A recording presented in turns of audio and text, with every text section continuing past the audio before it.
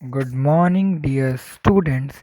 This is the history book of class 9th, and today we are going to discuss the next topic of the chapter, the French Revolution, which is the abolition of slavery. We had already discussed about the women's participation in the French Revolution. Now we will discuss the abolition of slavery in France. One of the most revolutionary social reforms of the Jacobins regime was the abolition of slavery in the French colonies. One of the most important feature was that when the Jacobins had formed their clubs, they had they had abolished the slavery in the French colonies. The colonies in the Caribbean, Martinique, Guadeloupe and San Domingo were important suppliers of commodities such as tobacco, indigo, sugar, and coffee. But the reluctance of Europeans to go and work in the distant and unfamiliar land meant a shortage of labor on the plantations. So, this was met by a triangular slave trade between Europe, Africa, and the Americas.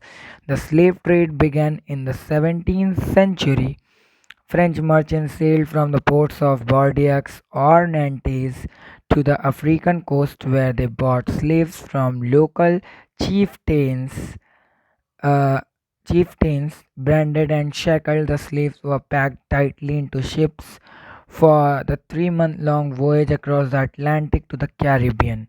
They were sold to plantation owners. The exploitation of slave labor made it possible to meet the growing demand in European markets for sugar, coffee, and indigo. Port cities like Bordeaux and Nantes owed their economic prosperity to the flourishing slave trade.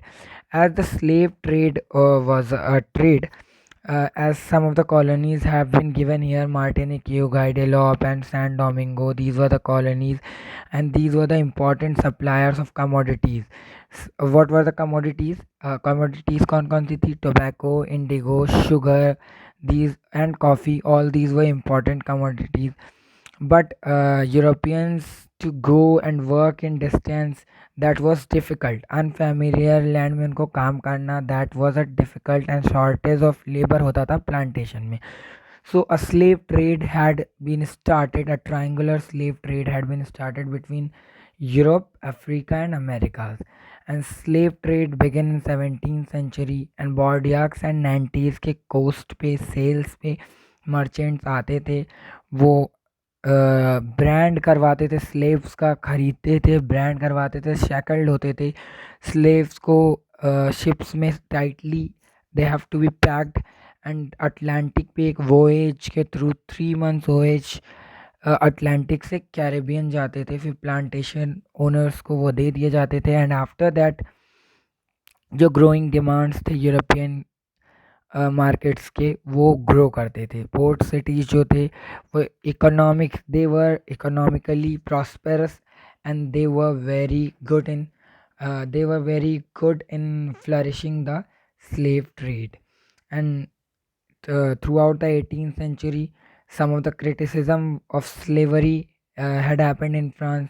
National Assembly held some debates about whether the right man should be extended to all French subjects or including those in the colonies. But हुआ क्या? It did not pass any laws. According to that, no laws had been passed, fearing opposition from businessmen whose incomes depended on the slave trade. जो businessman के income होते थे वो depend होते थे slave trade पे. It was finally the convention between 1794 legislated to free all slaves, and a convention had happened in 1794 according to which French overseas possession slaves had to be freed. And however, turned out to be a short term measure. 10 साल बाद फिर क्या हुआ? Napoleon ने री introduce किया slavery को, and plantation owners अब ये समझ चुके थे फ्रीडम को, right to enslave African Negroes in pursuit of their economic interest. And slavery was finally, अब slavery जो फ्रांस में थी, फ्रेंच सोसाइटी में स्लेवरी, फ्रेंच कॉलोनी में, now it has been abolished. One of the term is Negroes, a term used for indigenous people of Africa south of the Sahara, एक ऐसा term जो south Africa के Sahara desert के लोगों के लिए use किया जाए, and it is a derogatory term not in common use any longer. And ये बहुत ज़्यादा देर तक यूज़ नहीं किया गया, ये एक डेरोगेटरी टर्म था। एंड इमेंसिपेशन का मतलब होता है द एक्ट ऑफ फ्रीइंग, मतलब किसी को फ्री कर देना। The revolution and everyday life, after the revolution, what had happened to the everyday life of the citizen? This is the last topic of the chapter, and according to this, the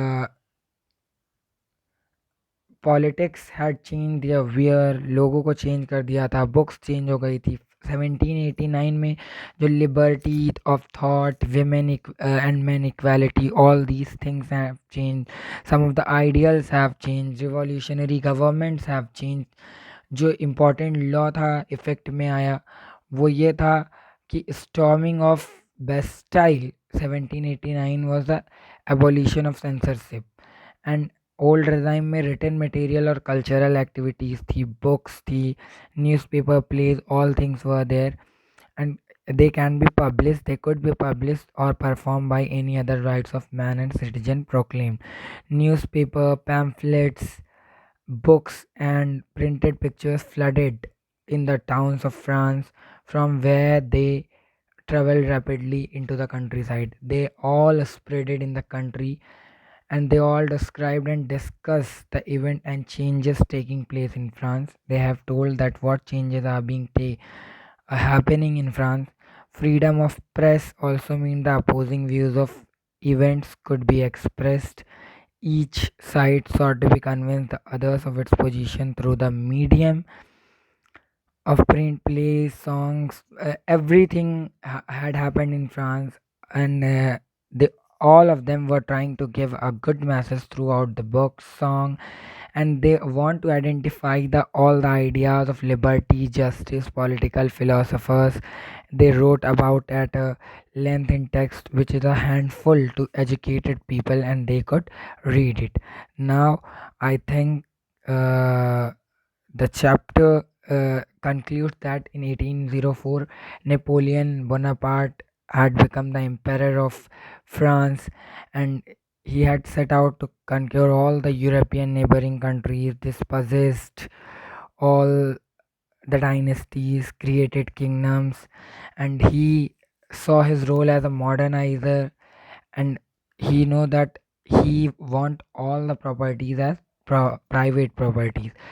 and जो decimal system था उसने provide करवाया। Initially बहुत से लोग ऐसे थे Napoleon को जिन्होंने लिबरेटर के तरीके से देखा, जो फ्रीडम लोगों को चाहता था। जो नेपोलियनिक आर्मीज़ थी वो हर जगह थी, कहते एक इन्वेडिंग फोर्स की तरह। और वाटरलू के बैटल में इन 1815 वो डिफीट हुआ, एंड जो मीजर्स थे, रिवॉल्यूशनरी आइडियाज़ थे, लिबर्टी के मॉडर्न लॉज आए। यूरोप के अलग अलग पार्ट्स में ये वो लॉज बताए गए, एंड लोगों के ऊपर भी उसका बहुत अच्छा नेपोलियन का जो था, नेपोलियन ने जो चीज़ें छोड़ी थी उसका इम्पैक्ट पड़ा। लिबर्टी का, डेमोक्रेटिक राइट का, ये बहुत इम्पॉर्टेंट लिगेसी थी फ्रेंच रेवोल्यूशन की। ये फ्रांस से रेस्ट ऑफ यूरोप में 19वीं सेंचुरी में फैली, जहाँ फ्यूडल सिस्टम एबॉलिश किया गया, कॉलोनाइज पीपल ने फिर से आइडिया ऑफ फ्रीडम पे रिवर्क किया, बॉन्डेज इनके मूवमेंट बनाए एक सॉवरेन नेशन बनाने के लिए।